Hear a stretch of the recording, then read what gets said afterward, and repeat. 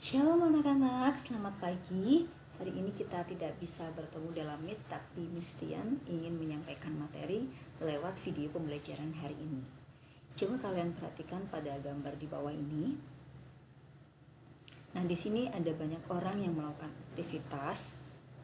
Mereka semua itu melakukan yang namanya gerak ya. Ada yang berlari, ada yang naik sepeda, ada yang bermain bola, dan lain sebagainya.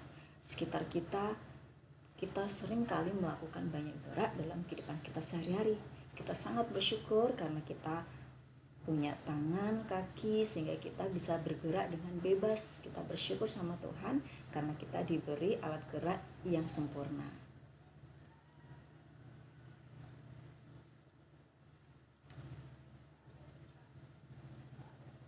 Nah, dalam gerak, titik-titik yang dilalui benda ketika bergerak itu disebut sebagai lintasan. Lintasan itu ada yang berupa garis lurus, ada yang berupa lingkaran atau berbentuk parabola, dan ada juga yang tidak beraturan ya. Di semester 2 ini kita akan belajar tentang jenis-jenis gerak. Jadi dari mulai gerak lurus, kemudian kita akan belajar tentang gerak parabola, kemudian kita juga akan belajar gerak melingkar. Nah, untuk hari ini Mistian akan fokus pada gerak yang lurus saja, berarti gerak yang lintasannya itu berupa garis lurus. Pada hari ini kita akan belajar pada gerak lurus. Apa yang akan kalian pelajari dalam bab ini? Yang pertama, kalian akan menganalisis besaran-besaran dalam gerak. Kemudian yang kedua, kalian akan menyelesaikan persoalan yang berkaitan dengan gerak lurus atau yang disebut dengan GLB. Dan yang ketiga, kalian akan menyelesaikan persoalan berkaitan dengan gerak lurus berubah beraturan atau GLBB. Dalam fisika, arti gerak adalah benda dikatakan bergerak jika kedudukan benda itu berubah terhadap benda lain yang dijadikan sebagai titik acuan ya. Benda dikatakan diam jika kedudukan benda itu tidak berubah terhadap benda lain yang dijadikan sebagai titik acuan. Ini sudah kalian pelajari waktu kalian di SMP dulu ya. Nah, titik acuan itu adalah satu tempat di mana kita mulai mengukur kedudukan suatu benda. Tadi di awal sudah Mistian sampaikan bahwa kita terlebih dahulu akan menganalisis besaran-besaran dalam gerak ya. Besaran-besaran dalam gerak ini yang kita pelajari adalah ada jarak, perpindahan, kelajuan, kecepatan, dan percepatan. Kita mulai bahas dulu dari jarak dan perpindahan. Jarak atau distance adalah besaran skalar. Besaran skalar itu adalah besaran yang hanya punya nilai ya, tapi tidak punya arah. Jadi jarak ini adalah panjang lintasan sesungguhnya yang ditempuh sebuah benda. Sedangkan perpindahan atau displacement adalah besaran vektor. Jadi dia punya nilai dan punya arah, yaitu perubahan kedudukan suatu benda. Jadi kita akan mengukur dari posisi awal dan posisi akhir yang kita tarik garis lurus. Oke, maksudnya seperti apa? Mistian akan mencontohkan. Misalkan di sini ada titik A. Nah, benda ini bergerak dari titik A ke titik B. Misalkan dia bergeraknya seperti ini. Nah, bergeraknya seperti ini ya misalkan ya. Maka yang warna biru ini kita sebut dengan jarak. Karena panjang lintasan yang dilalui dari A ke B itu, nah seperti ini gambarnya. Tetapi yang disebut dengan perpindahan itu kita lihat posisi awal dan akhirnya. Awalnya kan di A, ini awal. Kemudian akhirnya di B. Maka kita akan tarik garis lurus. Nah, yang warna hijau inilah yang disebut dengan perpindahan. Jadi berbeda ya antara jarak dan perpindahan. Jarak adalah besaran skalar, sedangkan perpindahan adalah besaran vektor. Artinya punya nilai dan arah. Nah, arahnya kalau kita lihat di sini, misalkan di sini adalah kalau kita punya mata angin. Nah, ada arah utara, ada barat, ada timur, ada selatan. Nah, di sini dia ada di arah timur laut. Kita lanjut pada besaran yang selanjutnya, yaitu kelajuan dan kecepatan. Kelajuan atau speed adalah besaran skalar. Artinya dia hanya punya nilai saja, yaitu hasil bagi antara jarak yang ditempuh dengan selang waktu. Berarti di sini kelajuan ini berkaitan dengan jarak ya. Makanya dirumuskan jarak per selang waktu. Kemudian kecepatan atau velocity adalah besaran vektor. Jadi selain punya nilai, dia juga punya arah, yaitu hasil bagi antara perpindahan dengan selang waktu.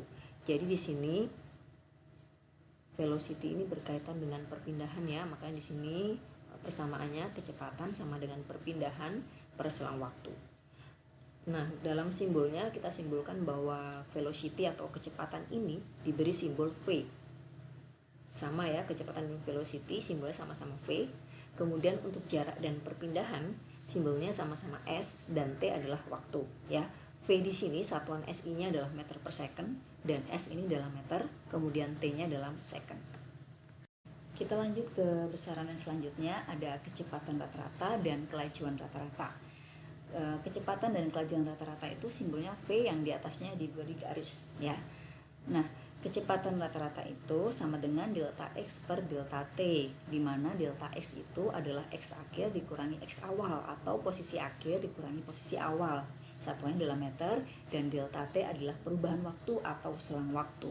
Sedangkan untuk kelajuan rata-rata, dia adalah S total dibagi T total. S total itu berarti jarak tempuh totalnya itu berapa dalam satuan meter dibagi dengan waktu totalnya atau selang waktunya berapa dalam satuan second. Untuk lebih paham tentang penjelasan Mistian tadi, kita akan masuk saja ke latihan soal ya. Soal yang pertama, di sini misalkan ada semut yang berjalan ke arah utara sejauh 2 cm dan berbelok ke arah timur sejauh 5 cm, kemudian berbelok ke arah selatan sejauh 14 cm. Berapakah perpindahan yang dilakukan semut tersebut? Untuk lebih memudahkan kita dalam memahami soal ini, kita bisa menggambarnya ya. Jadi semutnya ini pertama dia berjalan ke utara. Ya, kalau kita punya mata angin, di sini utara, di sini barat, sini timur, di sini ada selatan ya. Jadi dia si semut ini terlebih dahulu berjalan ke arah utara ya, karena semut ya, jadi yang dilalui cuma 2 cm aja ya. Kemudian si semut ini bergerak ke timur, jadi timur ke sana sejauh 5 cm. Kemudian berbelok ke selatan sejauh 14 cm. Yang ditanya adalah perpindahan. Ingat ya, perpindahan kata kuncinya adalah lihat posisi awalnya, kemudian posisi akhirnya di mana, kemudian tarik garis lurus. Oke, sekarang kita lihat di soal ini ya. Pada soal ini posisi awalnya kan di sini ada awal. Nah, di sini posisi akhirnya di sini. Maka kita harus menarik lurus. Nah, berarti inilah yang disebut dengan perpindahannya. Atau kita misalkan saja dia adalah X-nya. Nah, X-nya ini nilainya berapa? Nah, kalau kita lihat di sini ya, kalau misalkan Mistian buat seperti ini, maka ini akan membentuk sebuah segitiga siku-siku ya. Jadi kalau ini ada A, ini ada B, ini C, ini D, ini E ya, maka panjang AB ini akan sama dengan AD ya, sehingga AD-nya adalah 5 cm. Nah, kemudian sisi yang DE ini, yang DE itu nanti sama dengan 14 min 2 sama dengan 12 cm. Kalau sudah, baru kita akan punya ya di sini ya, kalau misalnya gambar ulang, kita akan punya segitiga siku-siku. Oke, di sini 5 cm. Kemudian di sini 12 cm. Nilai X-nya ini berapa? Nah, berarti kita pakai konsep Pitagoras ya. Berarti X sama dengan akar dari sisi-sisinya ya. Sisinya apa aja? Sisinya ada 5 dan 12. Berarti 5 kuadrat plus 12 kuadrat. 5 kuadrat adalah 25 plus 14 kuadrat 12 kuadrat adalah 144. Maka di sini X-nya adalah akar 169 sama dengan 13 cm. Nah, sehingga perpindahannya adalah 13 cm. Nah, yang selanjutnya, dua buah benda A dan B mula-mula berjarak 120 meter satu sama lain. Keduanya masing-masing bergerak dengan kecepatan FA 8 meter per second dan VB 4 meter per second. Jika keduanya bergerak saling berlawanan dalam waktu yang sama, kapan dan di mana mereka akan bertemu? Dalam soal ini yang ditanyakan itu adalah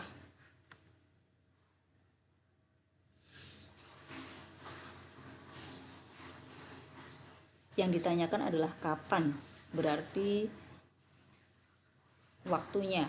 Kemudian di mana itu berarti nilai S-nya ya. Nah, pada soal ini kita gambarkan dulu ya, kita ilustrasikan dulu. Jadi di sini ada benda A. Kemudian di sini ada benda B. Kemudian di sini ada sebuah titik, kita misalkan dia titik O. A-nya ini bergerak ke kanan, B-nya ke kiri, sehingga suatu saat mereka bertemu, tapi kita nggak tahu jaraknya itu berapa ya. Nah, di sini FA-nya sama dengan 8 meter per second, sedangkan VB-nya ini sama dengan 4 meter per second. Keduanya bergerak saling berlawan dalam waktu yang sama ya. Kalau waktu yang sama berarti nanti TA itu akan nilainya sama dengan TB ya. Kita misalkan aja T. Oke. Semula dia berjaraknya di sini adalah 120 meter. Berarti semula ini 120 meter. Nah, sekarang yang ditanya adalah T-nya ini berapa dan S-nya ini berapa ya jarak bertemunya ya. Nah, kalau kita lihat ya, A ini bergerak ke O, berarti di sini itu ada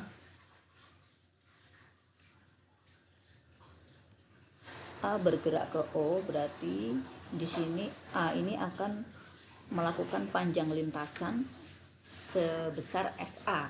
Kemudian si B ini juga akan melakukan panjang lintasan sebesar SB, atau jarak yang ditempuh A itu adalah SA dan jarak yang ditempuh B itu adalah SB.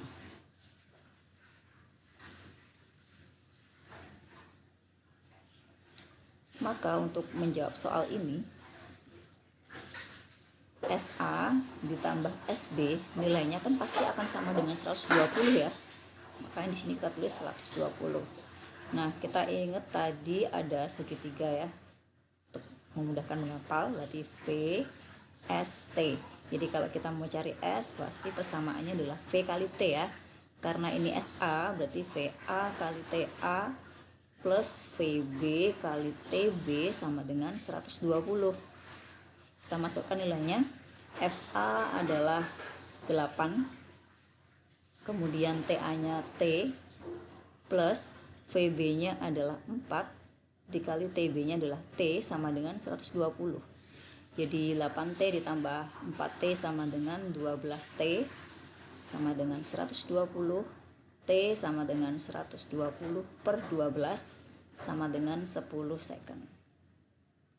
Nah, berarti mereka akan bertemu setelah 10 second. Nah, kemudian di mana mereka bertemu? Kalau di mana mereka bertemu, nah kita bisa lihat dari SA atau dari SB ya. Dari SA dulu ya. Misalkan dari SA. SA itu sama dengan VA kalikan TA. VA-nya itu kan adalah 8. TA-nya kan sudah ketemu tadi 10 ya. Kita masukkan 10. Berarti di sini sama dengan 80 meter. Kalau SB di sini adalah VB dikali dengan TB sama dengan 4 dikalikan 10, jadi 40 meter. Atau dengan kata lain, jaraknya kalau dilihat dari A adalah 80 meter, kalau ditinjau dari B adalah 40 meter. Atau kita bisa pakai logika saja ya. Jadi kalau kita punya suatu nilai kecepatan misalkan V sama dengan 8 meter per second, ini kan artinya tiap second menempuh